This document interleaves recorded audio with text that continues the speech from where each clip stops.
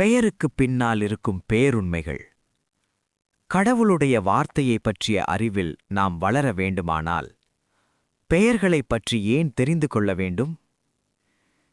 இயற்கை என்பது கடவுள் எழுதிய ஒரு திறந்த புத்தகம். அதை வாசிக்கத் தெரிந்தவர்களுக்கு வாழ்க்கை ஒரு பாடமாக அமையும்.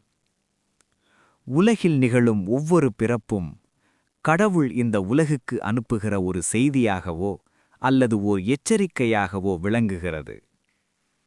அது மட்டுமல்லாமல் ஒருவருக்குச் சூட்டப்படும் பெயர் என்பது கூட ஒரு வார்த்தைதான். விவிலியத்தில் நாம் வாசிக்கிறோம், வார்த்தை மனு உருவானார், நம்மிடையே குடிகொண்டார் என்று. இதிலிருந்து வார்த்தைக்கும் இறைவனுக்கும் உள்ள நெருங்கிய தொடர்பு புரிகிறது. ஒரு குழந்தைக்கு பெயர் சூட்டும்போது பெற்றோர், உற்றார், உறவினர் மற்றும் நண்பர்கள் என பலரும் ஒன்று கூடி ஒரு பெயரை தீர்மானிக்கலாம். இருப்பினும் நாங்கள்தான் இந்த பெயரை வைத்தோம் என்று மனிதர்கள் பெருமை பாராட்டிக் கொள்ள வாய்ப்பே கிடையாது. ஏனெனில் உங்கள் உள்ளத்தில் அந்த ஒரு குறிப்பிட்ட பெயரை வைக்கும்படி தூண்டியது அந்த இறைவரின் பேராற்றல்தான்.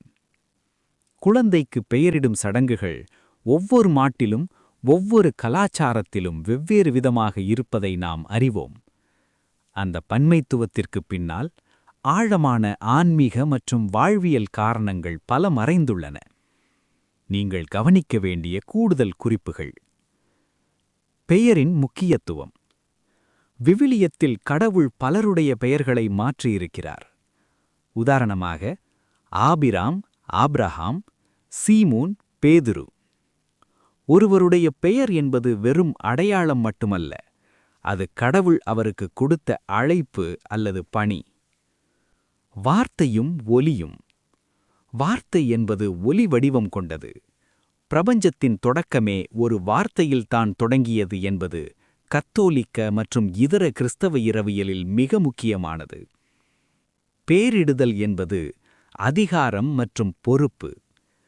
கடவுள் ஆதாமிடம் பெயரிடச் சொன்னதன் மூலம் அந்த படைப்புகளின் மீது ஆதாமுக்கு ஒரு ஆளுமையையும் அதே சமயம் அவற்றை பராமரிக்கும் பொறுப்பையும் வழங்கினார். ஒற்றுமை. ஒரு குழந்தைக்கு நாம் பெயரிடும்போது அந்த பெயரின் அர்த்தம் அந்த குழந்தையின் எதிர்கால பண்புகளை தீர்மானிப்பதாக அல்லது வழிநடத்துவதாக நாம் நம்புகிறோம். பெயரிடுதல் என்பது ஒரு பொருளை வெறும் பொருள் என்பதிலிருந்து மாற்றி அதை நமக்கு நெருக்கமான ஒரு உறவாக மாற்றுவதாகும்.